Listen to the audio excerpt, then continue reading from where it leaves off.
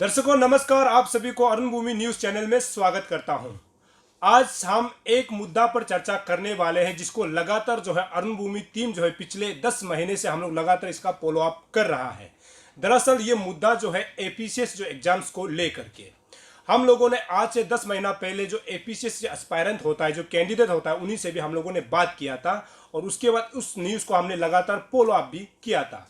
दरअसल आपको बता दूं, इसमें 3-4 पॉइंट है जो बहुत बड़ा मुद्दा का जो पॉइंट बना है, जिसमें से एक जो है पीआरसी है, दूसरा जो है 1/3 रेशियो को लेकर के, साथ ही साथ जो आरटीआई जो नियम है उसको लेकर के और रीजनल टॉपिक को लेकर के।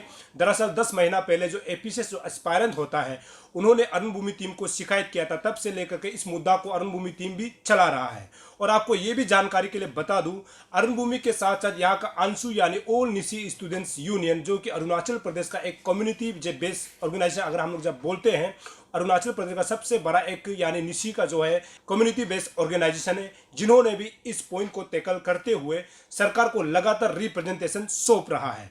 और ये उन्होंने इतना ही नहीं, एस्पायरेंट के जो प्रॉब्लम को सुनते ही अंशु टीम ने इसको लगातार इसका भी फॉलो अप किया है और कुछ कुछ जो है पॉइंट उनका सक्सेस भी हुआ है। लेकिन इन चीज को सक्सेस क्या हुआ है, नहीं हुआ है, और उसके बाद इसमें पॉइंट क्या बचता है, जो लगातार अरुण भूमि टीम, उसके बाद अंशु ने जो इसको फॉलो अप किया था, और हमारा जो स्टूडियो में भी लगातार जो अंशु के प्रेसिडेंट लगातार 3-4 बार भी आ चुके हैं इसी मुद्दा को बात करने के लिए। इस मुद्दा के पीछे मकसद क्या है और इसका लक्ष्य क्या है, इन चीजों को जानने के लिए हम लोग सीधा अंशु के प्रेसिडेंट नाबम दोदुम से हम लोग बात करते हैं। दोदुम जी, आपको सबसे पहले अरुण भूमि जो स्टूडियो में स्वागत करता हूं। नमस्कार, थैंक यू। चलिए दोदुम जी, सबसे पहले अरुण भूमि टीम आपको बधाई ये देना चाहते हैं, क्योंकि हम लोग 2 महीना पहले हम लोगों ने एक पॉइंट पर हम लोगों ने डिस्कशन किया था, जो दरअसल जो डीएसपी, जो वुमेन का डीएसपी को लेकर के, जहां हाइट को लेकर के इसको हम लोगों ने चर्चा किया था। अब खबर ये मिल रहा है कि जब अंशु टीम ने जब सीएम को जो है इस चीज को रिप्रेजेंटेशन सबमिट किया था, और खबर ये मिल रहा है कि डीएसपी जो वुमेन का जो हाइट्स को लेकर के उनको सरकार ने मानते हुए उसमें जो रिलैक्सेशन जो लेना था या फिर जो देना था उसको दे दिया है। उसके लिए मैं आपको बधाई देता हूँ। Thank you. अभी लगभग 2 या 3 या 4 दिन हुआ है कि चीफ मिनिस्टर मुख्यमंत्री पेमा खांडू ने अपना जो है फेसबुक अकाउंट से या फिर ट्विटर हैंडल से, मतलब उन्होंने ये रिफॉर्म इन एपीपीसीएस एससीएस उसमें मतलब बदलाव करने के लिए मतलब कमेटी गठन करने का बात किया है। तो इस बात को आप मानता है कि नहीं? ये देखिए, ये रिफॉर्मेशन जो कैबिनेट ऑनरेबल चीफ मिनिस्टर जो पेमा खांडू जो अभी जो अपना फेसबुक अकाउंट में जो लिखा है, ऑफिशियली जो अनाउंसमेंट किया है जी, सबसे पहले तो हम इसको वेलकम करता है और हम थैंक्स मेरे तरफ से as a old students union president और सारा टीम का तरफ से हम लोग थैंक्स बोलता है कि प्रॉम्प्ट एक्शन टाइम। आपको पता है कि ये इशू को आप भी इसी इशू में स्टेक होल्डर है और कुछ इस एस्पेरेंट है जो आपको ये इशू को बनाने में जो इम्पोर्टेंट वाइटल रोल प्ले किया है। और उसका चलते हम लोग ये अंशु एक रेस्पॉन्सिबल ऑर्गेनाइजेशन होने का नाते ये इशू को हम लोग उठाया है। तो लास्ट 21 जून में हम लोग, इससे पहले भी हम लोग एक रिप्रेजेंटेशन दिया था, उसको कॉग्निजेंस में नहीं लिया। जून 21 में हम लोग सीएम को एक रिप्रेजेंटेशन देता है 25 डेज का अल्टीमेटम, नॉट अल्टीमेटम, हम लोग टाइम फ्रेम देता है कि आप ये इशू को रिड्रेस कीजिए। तो ऐसे हो कि जुलाई में वो 25 डेज खत्म होने के बाद फिर अनदर जब हम लोग 15 डेज का या डेडलाइन देता है कि ऑनरेबल चीफ मिनिस्टर को, तब जाके ये जो आज का ये जो फेसबुक अकाउंट में आया है, कैबिनेट में लोग एजेंडा में रखे इस चीज़ को कॉग्निजेंस में लेके ये किया है कि ये लोग रिफॉर्म करेगा बोल कर। तो रिफॉर्म करेगा बोल के उसमें लास्ट टाइम जो हम लोग को कुछ रेस्पॉन्स में करस्पॉन्डिंग लेटर्स जो दिया था उसमें क्लियरिटी नहीं था। उस चीज़ को हम लोग ओवरव्यू एक सेकेंड रिप्रेजेंटेशन देने के बाद ये लेटेस्ट डेवलपमेंट है। और इसमें हम यही बोलेगा कि ये इशू को अभी अपना फेसबुक में लिख लिया, अपना ऑफिशियल पेज में लिखा है, बट एन इम्पोर्टेंट बात ये है कि इस चीज़ को कैसे रिजॉल्व, टेक्निकली इस चीज़ को कैसे आने वाला जो भी जितना भी एस्पेरेंट है उसको प्रॉब्लम ना हो। जी, एवरी नाउ एंड देन जब भी एपीसीएस एग्जाम होता है हर साल इसका इशू निकालता है, वंस फॉर ऑल सेटल करने से ठीक है। ये मेरा एक छोटा सा मतलब फाइनल, मतलब डायरेक्ट लाना चाहिए। ठीक, चलिए अभी आपको हमें लगातार सवाल करूंगा, क्योंकि आपका जो मुद्दा में जो है आप लोग जो ने ये मुद्दा ये भी रखा है कि जो एपीसीएस जो एस्पायरेंट होता है, जो भी कैंडिडेट एग्जाम्स के लिए जो जाता है, तो उसमें जो है पीआरसी होना है, मतलब मैंडेटरी आप लोगों ने इसको भी मुद्दा उठाया है। इसमें एग्जैक्टली किस बात को लेकर के आप लोगों ने पीआरसी होना है इसको लेकर के आप लोगों ने मुद्दा उठाया है? पीआरसी जितना भी इम्पोर्टेंट यहाँ में जो हम लोग इशू है सबसे मोस्ट ऑफ माने इम्पोर्टेंट इशू जो है पीआरसी। जी पीआरसी इसलिए होना है क्योंकि यहाँ कोई भी सरकार बोलो, चाहे अभी हाल ही में बीजेपी गवर्नमेंट चल रहा है, जी और इससे पहले कांग्रेस था, इससे पहले एसी था, अरुणाचल में हर एक पॉलिटिकल पार्टी यहाँ में अपना गवर्नमेंट चलाया है। जी जी और यहाँ का आंसू बोलो, यहाँ का आपसू बोलो, यहाँ का जितना भी बाकी ट्राइब का स्टूडेंट ऑर्गेनाइजेशन बोलो, और जितना भी सोशल सेक्शन वाला ऑर्गेनाइजेशन बोलो, उसका टॉप मोस्ट प्रायोरिटी ये होना चाहिए कि यहाँ का इंडिजिनस का इंटरेस्ट में बात करें। बिल्कुल। और दूसरा, इस इशू को इसलिए बोल रहा है कि ये इशू जो रिलेटेड है आपका लास्ट टाइम का पीआरसी इशू से रिलेटेड है, जी ओप स्प्रिंग इशू से रिलेटेड है, चकमा हाजोंग इशू से रिलेटेड है, टिबेटन इशू से रिलेटेड है।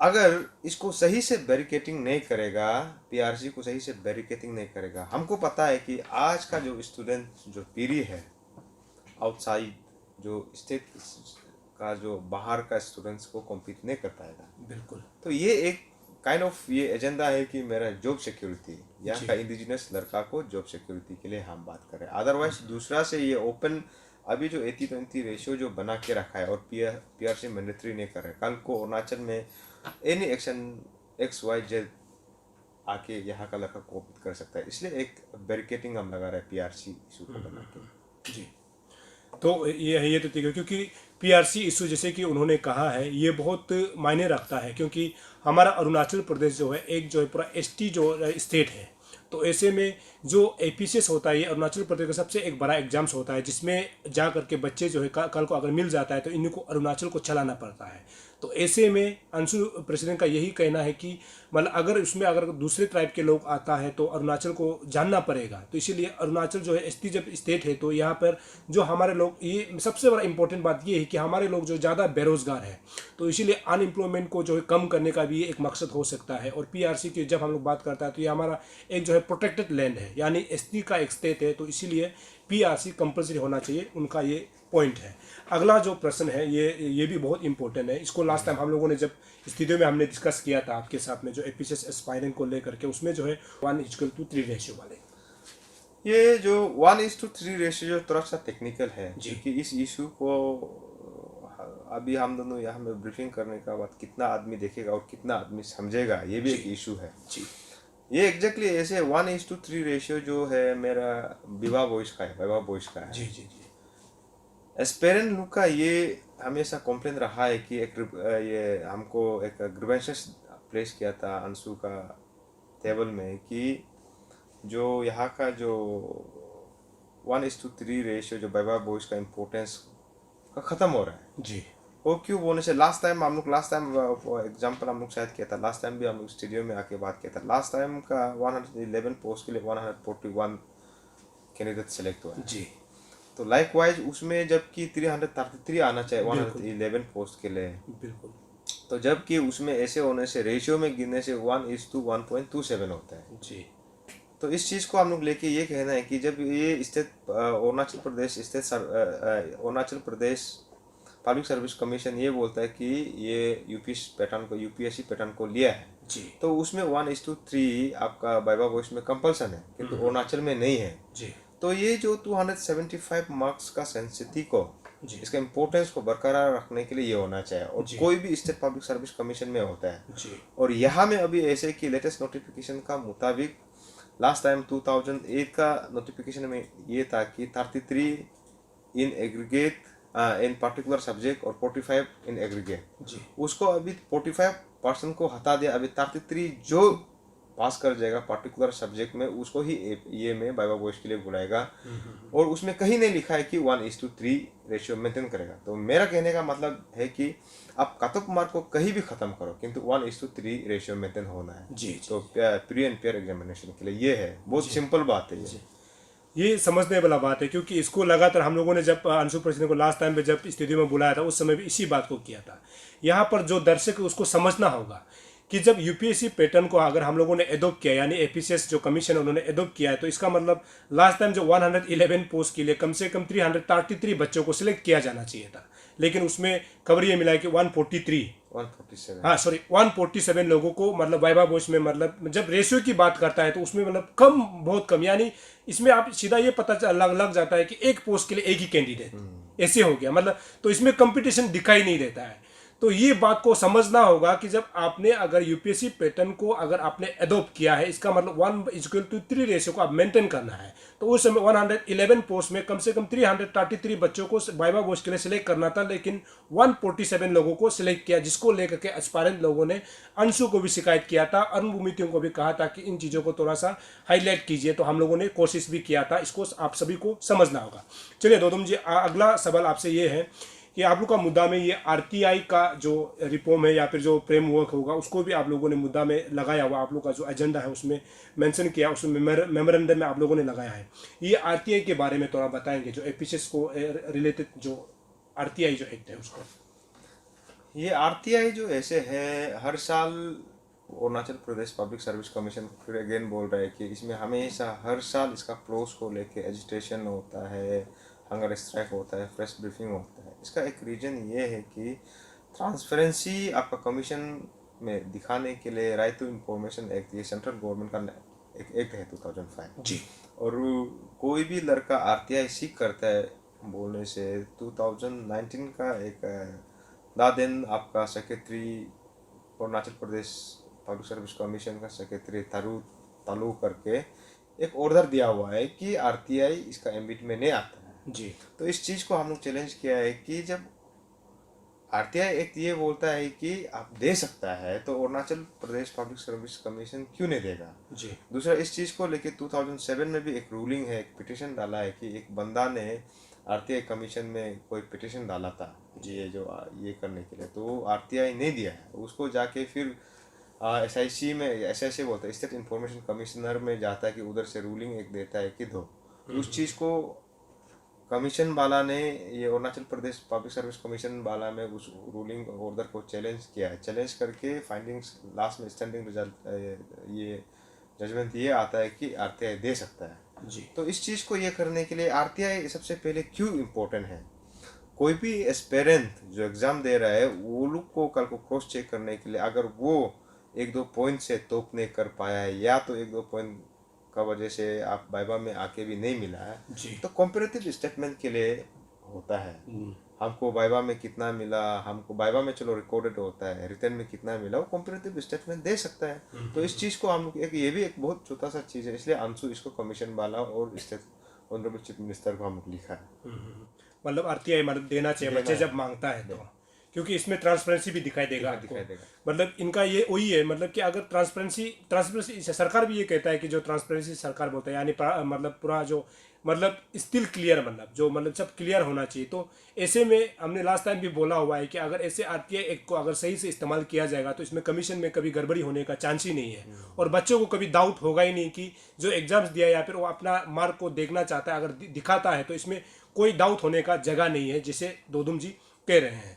दोदुम जी, आपसे अगला जो सवाल ये है कि आप लोगों ने इसमें एक रीजनल टॉपिक को भी लिया हुआ है, क्योंकि हम लोगों ने लास्ट टाइम हम दोनों ने जब डिस्कशन किया था उसमें भी इस बात को हम दोनों ने छेड़ा था कि अरुणाचल का जो एपीसीएस जो कमीशन है उसमें जब अगर एग्जाम्स देता है तो कम से कम अरुणाचल का जो जोग्राफिकल या फिर जो एरिया हो गया, अलग अलग चीज़ों को, अरुणाचल में क्या चीज़ है क्या चीज़ नहीं है, कितना ट्राइब्स है, इन लोगों को भी मतलब उनका टॉपिक में मतलब शामिल किया जाना चाहिए, यानी रीजनल जो टॉपिक होता है। फिर इसको अभी आप लोगों का मुद्दा में भी ये चीज़ है, तो इसको लेकर के आपका क्या राय है? मतलब इसको तो इसका इम्पोर्टेंस तो हम लोग को रिप्रेजेंटेशन में हम लोग लिख के दिया है जी। तो इसका तो यही है कि अभी सरकार इसको भी वेलकम कर रहा है कि चलो नेक्स्ट टाइम से ये हुआ, ट्वीट करके लिखा है जी।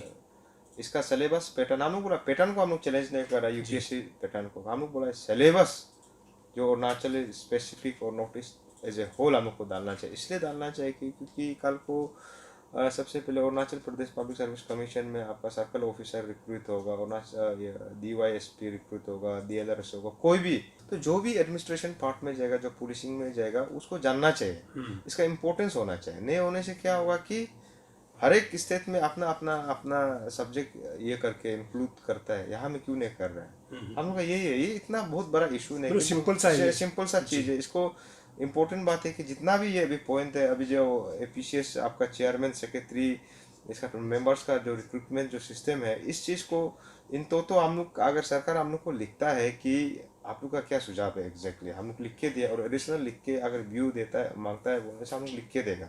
और इसको ये बाकी जितना भी पॉइंट को करने में स्पेसिफिकली नहीं बोलने से भी आपका पीआरसी इशू को छोड़ के बाकी ऐसे कोई भी इशू नहीं कि नहीं कर सकेगा, यही है। एक अंशु प्रेसिडेंट को आज अरुण भूमि के स्टूडियो में बुलाया और इस सवाल को अगर ना करे तो बहुत गलत सा लगेगा। आपसे मेरा अगला सवाल ये है कि अभी अरुण भूमि टीम जो है लगातार 2 महीना हम लोगों ने समय लिया हुआ है कि कैपिटल रीजन का जो एजुकेशन सिस्टम है, यहाँ पर सरकार का जो एजुकेशन, खासकर सरकारी स्कूलों में मतलब एजुकेशन सिस्टम कैसे, इन चीज़ों को हम लोग हकीकत यानी ग्राउंड रियलिटी को अरुण भूमि टीम जो है लगातार मतलब विजिट कर रहा है। तो इसमें हम लोगों ने पाया है कि मैक्सिमम जितना हम लोग अभी तक 29 स्कूल जा चुका है, उस एक भी स्कूल का कंडीशन सही नहीं है। और आप जब प्रेसिडेंट कंटेस्ट कर रहे थे उस समय भी आप लोगों ने बोला था कि हम लोग को एजुकेशन सिस्टम को आगे बढ़ाना है, क्योंकि ये सोसाइटी का सबसे फर्स्ट पॉइंट होता है कि एजुकेशन अगर ठीक होगा तो सोसाइटी डेवलप होगा। तो अभी हम लोग के मुताबिक कैपिटल रीजन में एजुकेशन सिस्टम जो है ठीक होते हुए नज़र नहीं आ रहा है। इस विषय में आपका क्या राय है? सबसे पहले आप being responsible media person, you are doing great job ji. और हर कोई करना चाहे। आप ऐसी चीज़ को दिखा रहा है, समाज को दिखा रहा है कि एग्जैक्ट द रियलिटी को दिखा रहा है। इसमें बहुत सा इंटरेस्टिंग बात है कि आप में भी, आप खुद अभी कैपिटल सर्कल का जितना भी स्कूल्स को विजिट कर रहे हैं, आप इसका बात आप बताइए कि आप अभी तक कितना स्कूल्स में गया जी। और कितना स्कूल्स है और आप विजिट करना होगा। और मेरा कहने का ये मतलब है कि कोई स्कूल में विजिट करके प्रॉब्लम को जानता है और प्रॉब्लम को जान के आप इसलिए न्यूज़ कैरी करता है, इसलिए पब्लिक को जानने दे रहा है कि सरकार कोग्निजेंस में ले। जी। और हम भी विजिट करते हैं, हमको ऑलमोस्ट ईटानगर, नाहरलगुन, यहाँ का इंटीरियर पार्ट, ओवरऑल अरुणाचल का एजुकेशन सिस्टम, इसका सीनियर को हमको पूरा पता है ओवरऑल। जी। तो इसलिए अभी तक हमने ये बात नहीं किया क्योंकि आप इसलिए विजिट कर पा रहे हैं कि ये आपका न्यूज़ चैनल भी ईटानगर में है, कहीं ना कहीं आपको यहाँ से टाइम निकाल के कोई स्कूल को विजिट करने में कोई इशू नहीं है। जी। आप ऐसे स्कूल को सोचिए ना जहाँ में रोड कनेक्टिविटी नहीं है। जी। आप ऐसे स्कूल को सोचिए जहाँ में इलेक्ट्रिसिटी कनेक्टिविटी नहीं है। जी। आप ऐसे स्कूल को सोचिए जहाँ में यहाँ में बाथरूम का तो इशू है। जी। ऐसे स्कूल को आप अभी कंपेयर कीजिए, आप वर्ष स्कूल को विजिट नहीं किया अभी तक। जी। कम से कम यहाँ में तो कहीं में आपका क्लासरूम का प्रॉब्लम है, तो कहीं में बाथरूम का प्रॉब्लम है, कहीं में बिल्डिंग का प्रॉब्लम है। आप अभी सोचिए उससे भी वर्ष स्कूल है जहाँ में रोड नहीं है, जहाँ में इलेक्ट्रिसिटी नहीं। यहाँ गर्म जरूर है, पंखा तो है कम से कम। जी। यहाँ में एटलीस्ट टीचर लोग गाड़ी से तो पहुँच पा रहा है और वॉकेबल डिस्टेंस भी आपका मैक्सिमम होने से Itanagar within the Itanagar peripheries में होने से 1 किलोमीटर जी। पैदल।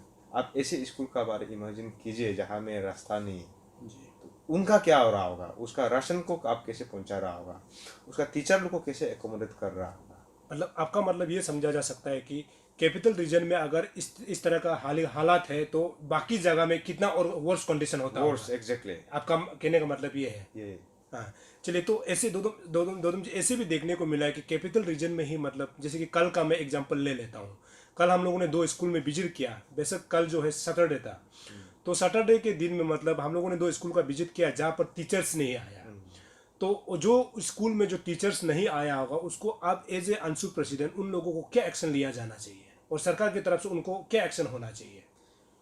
देखिए, कोई भी एम्प्लॉयज़ के लिए, गवर्नमेंट एम्प्लॉयज़ के लिए उसमें डिसिप्लिन एक्शंस लेने का प्रोविजन ऑलरेडी होता है जी। और उसका देख रेख में आपका सीआरसी होता है, बीआरसी होता है, इसका बाद ब्लॉक डेवलपमेंट दुनिया का आपका डीडीएसी होता है, यहाँ में कमिश्नर, सेक्रेटरी। ईटानगर का अंदर में अगर यहाँ का एजुकेशन सेक्रेटरी, कमिश्नर, डीडीएसी, डायरेक्टर रह के अगर अब उस लेवल का एक्शन प्लान नहीं कर पाता है बोलने से तो एजुकेशन डिपार्टमेंट का फेलियर है। जी और दूसरा अभी हम ओवरऑल आपको बता दूं, मेरा वो जो कहने का मतलब ये था कि सिंपल वर्ड में बोलेगा बोलने से कोई भी स्कूल को विजिट करना है, जी क्योंकि ये सरकार अभी ऐसे कोई भी इशू को रिप्रेजेंटेशन का फॉर्म में लिखता है बोलने से थोड़ा सा स्लो है। या तो एलू का ये मूड है कि नेक्स्ट बार हमको कैसे करके कोई भी कंसर्न मंत्री हो, एमएलए हो, मिनिस्टर हो, सब एमएलए को नेक्स्ट बार जीत के आना है, सबसे उनका तो प्रायोरिटी वो होता है, जी ना कि ये होता है कि एजुकेशन सिस्टम को कैसे रिफॉर्म किया जाए। तो इसलिए मेरा तरफ से एक सुझाव है कि we are as a team and so we are working on education policy कि हम लोग सरकार को एक सुझाव देगा कि आप ऐसे रियलिस्टिक पॉलिसी बनाइए। लास्ट टाइम भी हम लोग इशू बनाए थे, ऐसे रियलिस्टिक पॉलिसी बनाए कि कम से कम सरकार एजुकेशन डिपार्टमेंट को जितना फंड देता है उसका सही यूटिलिटी हो, जी जितना टीचर्स है उसका सही यूटिलिटी हो। जी वो स्कूल में ये दोनों सिर्फ काम नहीं करना है, साथ में कोलैबोरेशन विद आपका इलेक्ट्रिकल डिपार्टमेंट, पीएचई का साथ। इसका बाद आपका जैसे कि रोड कनेक्टिविटी में बोलने से जी ऐसे एक रियलिस्टिक पॉलिसी बना के आना चाहिए जो उसको लेजिस्लेशन में और विद इन द ये 60 एमएलएस जो डिस्कशन करके एक लॉ बनाना चाहिए जो कि रियलिस्टिक कल को आप हम जाके कोई स्कूल में विजिट करना ना पड़े। जी ये इशू है। जी टीचर्स है, टीचर को सही से यूज नहीं कर पा रहा है। हर एक गांव में स्कूल बना रहा है, स्टूडेंट नहीं है। जी दो कहीं में ऐसे कि सब्जेक्ट टीचर 5-6 लड़का के लिए एक सब्जेक्ट टीचर चाहिए। आप उसको सबको ये करके कोलैबोरेट करके एक रियलिस्टिक पॉलिसी बनानी चाहिए सरकार की, तभी सही एजुकेशन भी लोगों को सही मिलेगा। मिलेगा एग्जैक्टली। तो आपने अभी रिफॉर्म का बात किया तो उसमें एक सवाल आपको फिर जाता है कि लास्ट ईयर जब सरकार यानी education year of the education declare किया जिसमें कि 1000 करोड़ रुपया रखा गया था, तो ऐसे में आपका क्या राय है कि क्योंकि जब 1000 करोड़ तो बहुत बड़ा रकम होता है, तो कैपिटल रीजन में स्कूल का हालत ऐसे है, तो आपको क्या लगता है कि जो ईयर ऑफ द एजुकेशन सरकार ने घोषणा किया था यानी अनाउंस किया था, क्या ये सही दिशा जा रहा है या फिर गलत दिशा में जा रहा है? ये सबसे इसलिए बोलता है कि कोई भी पॉलिसी को रिफॉर्म करेगा बोलने से आपका पूरा स्टेक होल्डर्स को डिसाइड बुला के डिस्कशन करके और एक्सपर्ट का साथ ये करना चाहिए। हमको नहीं लगता कि ईयर ऑफ एजुकेशन जो 1000 करोड़ जो दिया था जी वो सही महीना में 100% फुल प्रूफ आपका पॉलिसी है। जी और इसलिए हम लोग इस चीज़ को भी हम लोग अंशु ने क्रिटिसाइज इसलिए नहीं किया है कि सरकार जब 1000 करोड़ रखा है बोलने से उसको उसका पॉलिसीज कैसे होगा, इम्प्लीमेंट कैसे होगा, और इन रियलिटी उसका ग्राउंड लेवल में उसका पॉलिसी इम्पेक्ट होगा कि नहीं होगा उसको हम लोग अभी देख रहे हैं। इसलिए आपको हम बोला है कि जी ओनली सी स्टूडेंट एजुकेशन सिस्टम को नहीं देख रहा है वो कैसे नहीं है, हम लोग डीपली स्टडी कर रहे हैं। और एक ये और अभी Arunachal Pradesh public service commission issue को करने के बाद हम लोग का और कुछ इशू अनएड्रेस करके रखा है। जी हम लोग नए इशू का साथ आएगा और यही आपका चैनल में और यही सरकार को हम लोग फिर लिखेगा इन्फॉर्मेशन करने के लिए।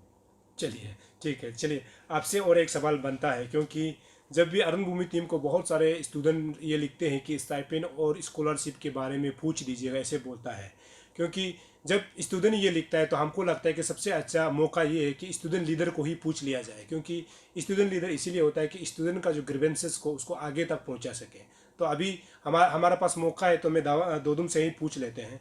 आपसे मेरा सवाल ये है कि जो बहुत सारे बच्चे जो है जो स्टाइपेंड को लेकर के उसके बाद स्कॉलरशिप को लेकर के जो बराबर जो फेसबुक में सोशल मीडिया में लिखता रहता है कि सरकार जो है स्टाइपेंड नहीं दे रहा है या फिर स्कॉलरशिप नहीं दे रहा है, तो इसका अभी एग्जैक्ट अंशु का जो एजुकेशन आपका जो डिपार्टमेंट है, आपका जो एजुकेशन जो आपका सेक्रेटरी होता है, उसके तरफ से अभी तक एग्जैक्ट स्टेटस क्या है जो बच्चों को स्टाइपेंड नहीं दिया जा रहा है या फिर स्कॉलरशिप नहीं दिया जा रहा है? इसमें एग्जैक्टली सबसे पहला बात तो ये जो है एजुकेशन डिपार्टमेंट को सरकार को बोलने से भी ये जो स्टाइपेंड जो स्कॉलर जो सबसे पहले तो इशू नहीं है जी। इट इज़ वेरी अनफॉर्चुनेट कि इसको आए दिन अंशु आपसु और कोई भी स्टूडेंट जो इशू बनाता है जिससे कहीं ना कहीं इसको हम लोग ये बोल सकता है कि आपका वीकनेस और procedure lapses of government the concern department का है। जी।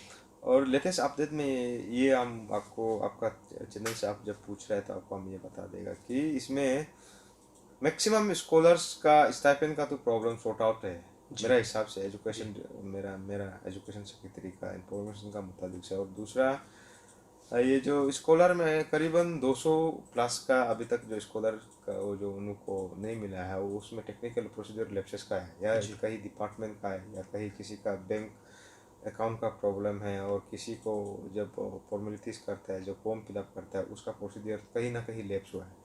और जो जो जो अभी जो स्टाइपेंड्स स्टूडेंट्स का है, जो स्कूल का है, इसमें भी ऐसे है कि किसी किसी को डीबीटी में जाता है, उसमें भी कहीं किसी किसी को अकाउंट का प्रॉब्लम है, और आधार लिंक करते समय किसी को माइनर अकाउंट करते समय पेरेंट्स में चला जाता है। तो इसमें ये प्रोसीजर लैप्सेस का वजह से ही है, अदरवाइज तो कोई इशू नहीं। मतलब ये हो जाना चाहिए हो जाना जल्दी। चाहिए। चलिए ये अच्छा खबर है, क्योंकि स्टाइपेंड की जब बात करते हैं मैक्सिमम हो चुका है, ऐसे उनका मतलब जो उनका जो रिपोर्ट का मुताबिक बता रहा है। दूसरा जो स्कॉलरशिप है तो उसका 200 जैसे का पेंडिंग है, उसमें कहीं ना कहीं मतलब जो या कुछ मतलब टेक्निकल कुछ लैप्सेस के वजह से हो रहा है, ऐसे उनका अभी तक का मतलब स्टेटस आप लोगों को उन्होंने बताया है। लेकिन दोदुम जी, आपसे मैं आखिर सवाल ये पूछना चाहता हूँ, जो अभी आप लोगों ने एपीसीएस जो एग्जाम्स को लेकर के जो एस्पायरेंट के लिए जो आप लोग लड़ रहा है, ये हमको भी लगता है कि आने वाला फ्यूचर के लिए ही है, क्योंकि कल को अगर ये सही होता है तो कभी भी कमीशन के ऊपर कोई उंगली नहीं उठा सकता है कि वह गलत कर रहा है। तो आप एज ए अंशु प्रेसिडेंट जो मुद्दा को लेकर के आप लोग चल रहे हैं, जो अंशु जो है, आपको क्या लगता है कि ये जो आप लोगों ने 4-5 पॉइंट का जो मेमोरेंडम सरकार को जो रिप्रेजेंटेशन के तौर पे दिया है, तो सरकार क्या आप लोगों को आने वाला समय में मान सकता है कि इसको लेकर के? देखिए ये इसलिए थोड़ा देर पहले भी हमने कहा, let us not see Pema Khandu as a chief minister of BJP. Pema Khandu his identity is his Arunachali. तो कहीं कहीं डेफिनेशन का प्रॉब्लम होता है कि हम कभी कभी बोलता है मैं प्राउड निशी। जी प्राउड निशी का मतलब क्या है? निशी समाज, जो निशी जो कम्युनिटी को पहले सर्विस देके, इसका बाद मेरा ये इंटेंशन हमेशा ये रहता है कि प्राउड निशी प्राउड अरुणाचली। जी दैट केस अगर इस चीज़ को पीआरसी इशू को नहीं करेगा, बोलने से क्यों नहीं करेगा Pema Khandu honourable chief minister, किसलिए नहीं करेगा?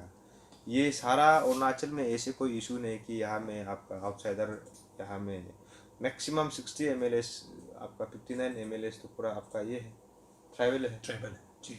और कौन सा MLA इस चीज़ को अपोज कर रहा है? कौन सा पॉलिटिकल पार्टी इस ये को जो हम लोग जो आंसू ने जो अब रिप्रेजेंटेशन दिया अपोज कर रहा है? नहीं करने का सवाल ही नहीं। अगर नहीं करता है बोलने से हम लोग ये डाउट करना है कि पेमा खांडू कहीं आपका बीजेपी RSS का एजेंट तो नहीं है, उसका कोई दूसरा एजेंडा तो नहीं है जी।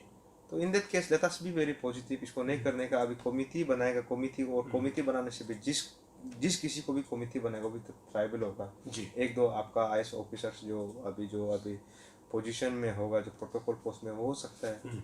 और उनका रिपोर्ट उन में भी इतना, तो मेरा हिसाब से इतना ट्राइबल सेंटीमेंट को नहीं खेलना चाहिए, इतना ट्राइबल सेंटीमेंट का छेड़छाड़ नहीं करेगा, ये मेरा भविष्य है जी। जब आज अंशु जब इसको आवाज़ होता है तो ये सारा अभी अरुणाचल अनएम्प्लॉयड यूथ जो एस्पेरेंट उसका भविष्य है। इसको मेरा तरफ से हम ये बोलेगा कि पहले नेगेटिव और उस एटीट्यूड का साथ हम लोग अप्रोच नहीं करता है। सरकार को हम लोग रिप्रेजेंटेशन देता है, उस रिप्रेजेंटेशन को जस्टिफाइड करना उन लोग, सही गलत को, नेगेटिव पॉजिटिव को उन लोग स्टडी करना उन लोग का है जी। और ये कहीं ना कहीं इसको इसमें बहुत ये आप सवाल पूछे उसमें थोड़ा सा एरोन करता है। जी बोलिए। जब एस्पेरेंट बोलता है तो उस चीज़ को अनहर्ड होता है जी। तो एस्पेरेंट आप जब करता है तो उस चीज़ को भी इतना जल्दी कॉग्निजेंस में नहीं लेता है। जब अंशु बोलता है तो उस चीज़ को सरकार थोड़ा सा कॉग्निजेंस में लेता है, सोचता है।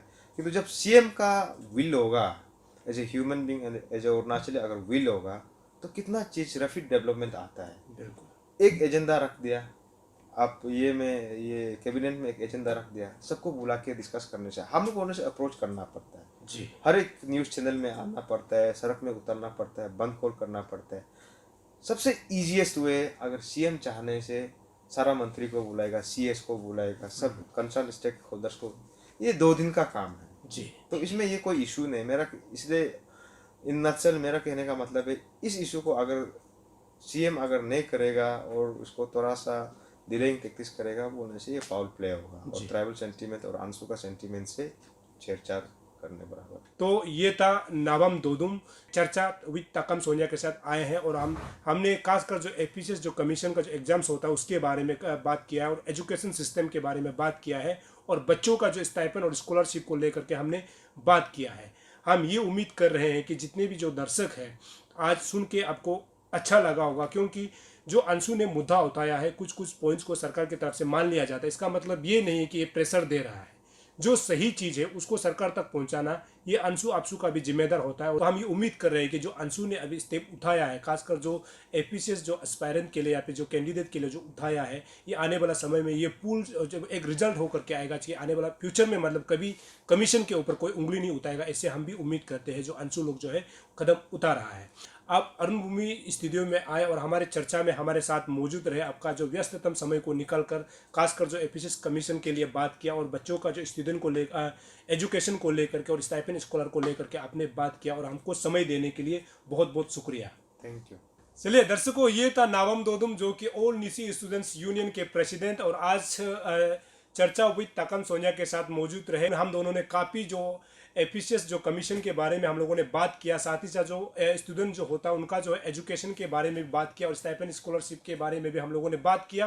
पीआरसी आरटीआई और जो कमीशन में जो आरटीआई है उसका बाद 1/3 रेशियो, उसके बाद जो रीजनल टॉपिक के ऊपर में भी हम लोगों ने बात किया है। हम ये उम्मीद करते हैं कि ये चर्चा जो है आप लोगों के लिए बहुत बेहतर होगा और आप लोगों को बहुत पसंद आया होगा, ऐसे हम उम्मीद करते हैं। और हम लगातार ऐसे कोशिश करेंगे कि अलग अलग जो मुद्दा है उसको लेकर के वहाँ के एक्सपर्ट को हम बुलाएंगे और जो चर्चा में हम लोग शामिल कराएंगे, ताकि जो सरकारें जो काम कर रहे हैं ये चीज़ जो है आप तक पहुँच सके। ऐसे हम लगातार कोशिश करेंगे। दर्शकों, अब देखते रहिए अरुण भूमि, बने रहिए अरुण भूमि। तब तक के लिए मुझे इजाज़त दीजिए। नमस्कार।